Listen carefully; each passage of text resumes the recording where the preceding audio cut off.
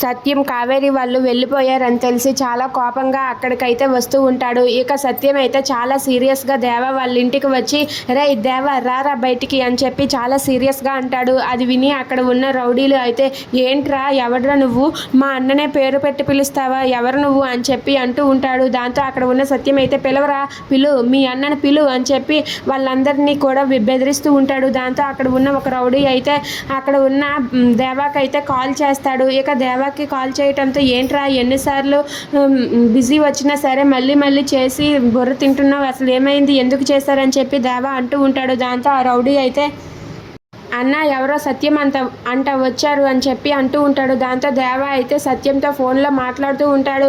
ఇక సత్యం అయితే ఎక్కడరా నా చెల్లెలు ఎక్కడ తీసుకుపోయారు చెప్పండి రా అని చెప్పి అంటూ ఉంటాడు. దాంతో అక్కడ ఉన్న దేవ ఇలా అంటూ ఉంటాడు, నీ చెల్లెలు నీ మేనకోడలు ఎక్కడ ఉన్నారో నేను చెప్తాను, నువ్వు అక్కడికి వచ్చేసాయి అని చెప్పి అంటాడు. వస్తాను రా, ఎందుకు రాను, ఖచ్చితంగా వస్తాను, నా చెల్లెళ్ళు కాపాడుకోవడం కోసం ఏదైనా చేస్తానని చెప్పి అంటూ ఉంటాడు.